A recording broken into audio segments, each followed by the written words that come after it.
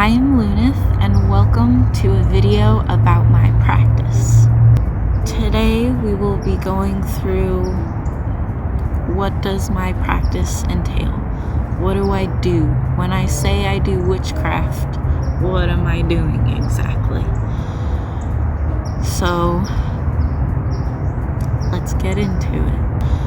I started practicing 6 years ago. I began as a Wiccan. I did a lot of research about Wicca when I was like 14 up till 19, and began my practice when I started college.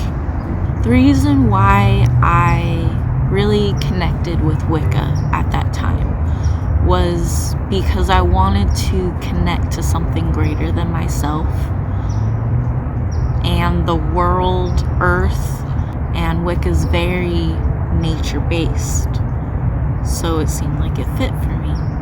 I also really enjoyed the idea of having a god and goddess, masculine, feminine balance to everything. And so the ultimate masculine, feminine being god and goddess, I equated with the sun and the moon. And the thing about Wicca is you can kind of personalize your god and goddess deities.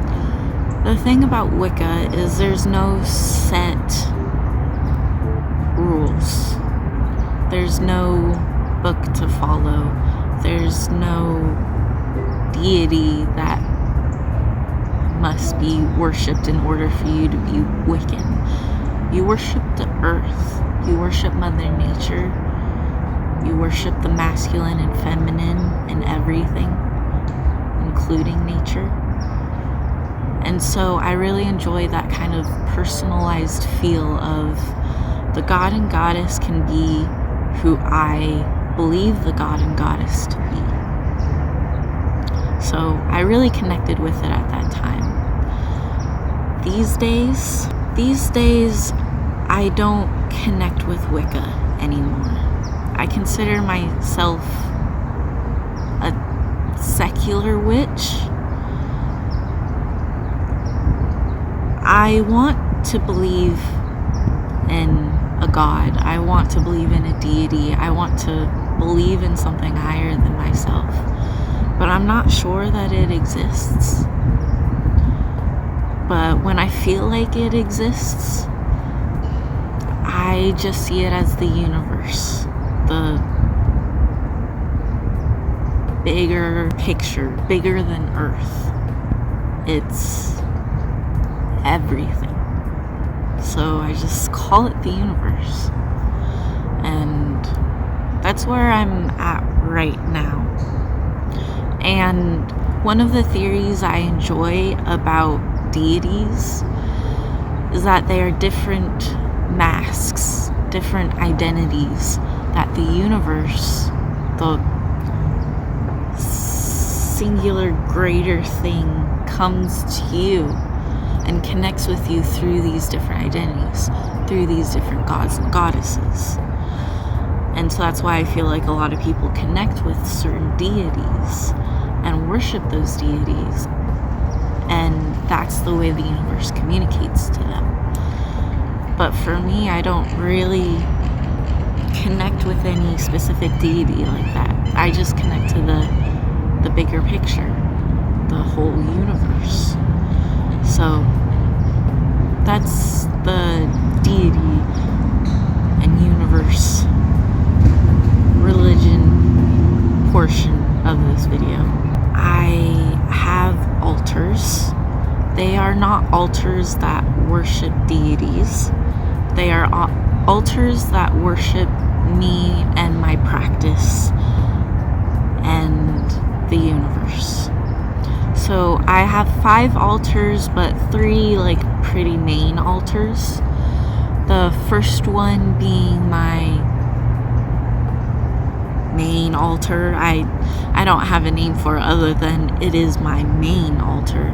It is the altar that I have set up to honor my practice, to honor my path.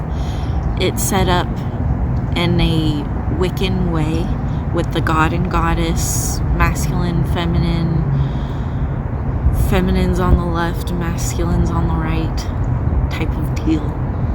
So on my main altar, I have a statue of Cernunnos, god of the hunt, as a way to represent the masculine in nature. I also have my incense, my lighters, my candle snuffer on the right side of my altar with Cernunnos, because air and fire are masculine elements. And on the left side of my altar, I have a little statue of a woman. She was a fairy, but her wings fell off. And a snake to represent feminine. I kind of see it as a Lilith mixed with the snake that I have beside her.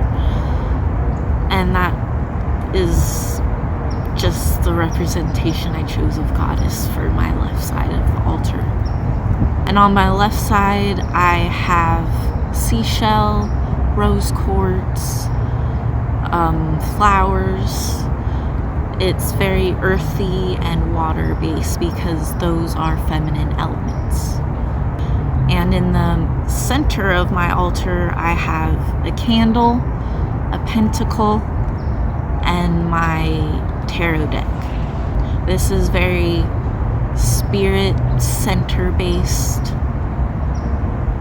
down the center. And this is a typical setup of Wiccan altars with my own personalized touches to it. And as the altar cloth is the green man, which I love the green man, but like not enough to worship him. But I enjoy the imagery. And for my second main altar is my seasonal altar, the one that I change for every pagan holiday throughout the wheel of the year. Right now it's in Yule. You see that bird go by? Right now my altar is in Yule, soon to be in Imbolc. And on my altar I keep an altar guardian. That's what I like to call it. A little fox statue. He guards my altar for me from my cats. And from spiritual energies. It keeps my space protected. I also keep a 5-pointed star made out of sticks and twine that I made. The rest of it I change out for the season, mostly the crystals. And my third kind of main altar is my travel altar box. It is a box that I repurposed and painted and added cork on the inside. And the altar stays in my car. So that way, whenever I travel somewhere, I have it with me. So I can have my practice with me. In my travel altar box, it is very element based. So I kind of think of it as also my elemental altar. It has little elemental tiles that I painted and charms that represent each element. And it holds my travel book of shadows and my mini tarot deck and the good stuff, incense, candles, paint. My travel altar box is currently unavailable. It is locked in my trunk right now. I'm getting that fixed soon. In the meantime, I needed to travel. I needed to take an altar with me. I needed to bring my practice somewhere. So I created a new travel altar, which is going to make my travel altar box, just an elemental altar box. And my new travel altar is my travel altar bag. And that's the one I'm going to keep in my car, in my back seat. My travel altar bag I made out of a foldable fabric cube storage bin box thing. You know the kind. And I made the strap out of cut up jeans and sewed it together and then glued the ends to the box, the storage bin, and it creates a bag. Of course, I decorated it and I made a lid to it that I have right here. It has magnets on the sides so it can stick to the sides of the box to keep it secure. I also have this on this side, and I stitched this up together as well. My altars are a big part of my practice because they're very visual representations of my practice.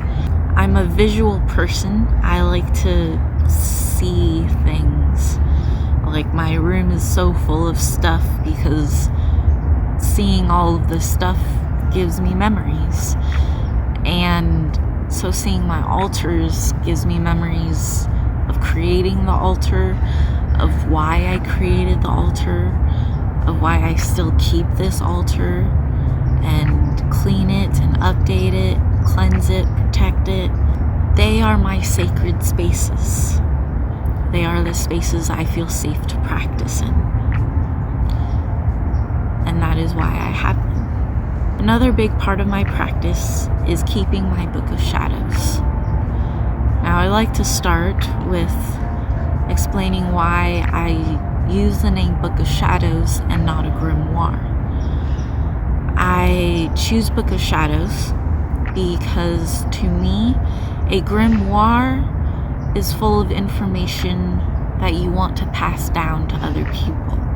Whether that's in your family, in your coven, someone finds it someday. But I don't want to pass down my information to others. I want it personal to me. And so that's why I call it my Book of Shadows.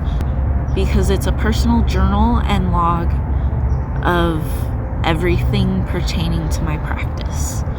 I have a video on my channel where I do a flip through tour of my Book of Shadows so you can see everything that I have in it, and that will further explain some stuff of what I do in my practice, because my Book of Shadows is my practice.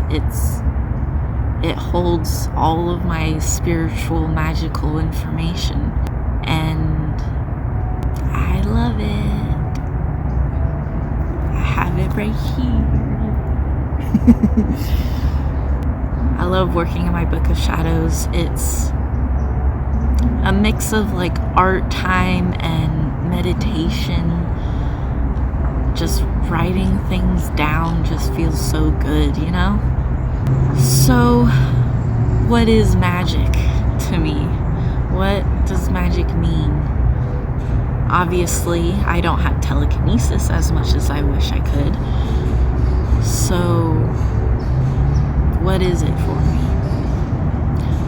To me, magic is performing an action, using an intention to manipulate the energies of the universe to help you.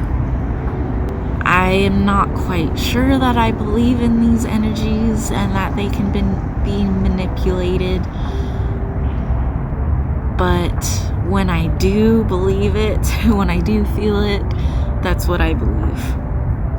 And when I don't feel it, I fall back on the placebo effect.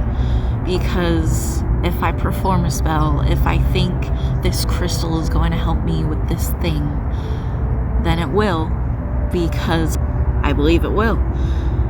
And whether it's magic or not, if I do this thing that I think will help me, it will help me. And so placebo effect or manipulating energies, either way, I'm covered. Magic will help me because I believe it will. Another big part of my practice is the hobby aspect of it. When I think of what hobbies do I have, one of them is witchcraft. A lot of people don't see witchcraft as a hobby, it's more of a lifestyle. I see it as both. It's a lifestyle and it's something you can do as a hobby. I crafted my own travel altar bag. Arts and crafts is a hobby, but it's done spiritually. So it is witchcraft. That's why there's craft in the name. It's not just a practice or a path. It's something you actively work on, something you create, something you make. Each spell I do, I make it up on the spot. I'm kind of a chaos magician like that. And see what happens with it, you know? So that's why I see it as a hobby. And it's a lifestyle because I live my life by the phases of the moon, by the lunar cycles, by solstices and cross quarters and changing of the seasons. It's always in my mind to be appreciative of nature, of my breathing, of feeling grounded and connected to my surroundings. And that's because I practice witchcraft. So it is a lifestyle. And it is a hobby, in my opinion. That's what it is for me. And so a lot of my free time is just spent making pages for my Book of Shadows, adding stuff to my Book of Shadows, making art magic, doing spells with moon water. I make art magic with moon water too. The moon is another big part of my practice.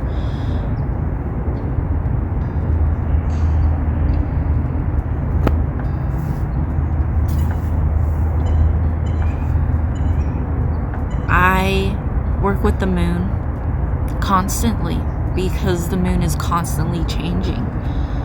I work with the new moon, the waxing crescent, first quarter, then the waxing gibbous, and then the full moon, and so on and so forth. I work with each phase. I come up with a goal every new moon to follow for until the next new moon. And during the full moon, I celebrate the progress I've made so far. And during the waning phase, I think about what worked for me, what didn't work for me, how I succeeded, what I can do better at next time, and reflect on the progress that I've made toward my goal. And then the next new moon, I might change the goal up a little bit based on my reflections. I might change my goal entirely. It's a fresh start every time. And that's what keeps me growing. That's what keeps me improving myself. That's what keeps me focused. I'm always trying to better myself. And I do it with the moon. It's a good schedule. The last big part of my practice is divination. And I don't mean that as seeing what's going to happen in my future. I'm not psychic, and I don't believe my cards are psychic. By cards, I mean tarot cards. The tarot cards or any divination tool, is a way for the universe to communicate to you. It's a way for them to talk to you. You talk to them, they can talk back. Probably. I use tarot cards, a little bit of oracle cards, and charms. Charms are really fun. I love collecting charms. And I use them to tell a story about an aspect of my life, because they're based on the Letterman. And so the way the charms connect to each other tells a story, and it may be the answer of a question I'm looking for about myself or about my situations. And tarot does similar. I connect to the cards intuitively, mostly based on what the art is and how the art's making me feel. And then I'll refer to the guidebook to guide my intuitive answer further and sharpen it, so I get a clear answer. Oracle cards, I created my own oracle deck. It is called Words of Meaning, and they are based on phrases or quotes, song lyrics, anything that are words that I connected to in some way. Like, I don't know how to explain it. It's just, those are words that my soul loves to hear, loves to see. And based on those phrases, I created meanings to the cards. And whenever I'm stuck and don't know what to do next, I refer to that oracle deck, and it lets me know you have to meditate, you have to do art, you have to rest, you have to take care of yourself, do shadow work, things like that. And I can get into even more specifics about my practice, but those are generally the main topics that I wanted to cover. My practice is quite eclectic and chaotic and artful. I love witchcraft. I love connecting with the world. I love connecting to others. I love trying to better myself. I love expressing myself. I love so much about it. And it's a big part of my life, a big part of who I am.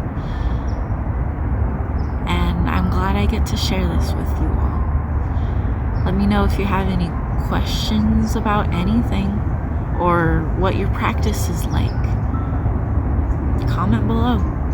And I will see you in a future video. Thanks for watching.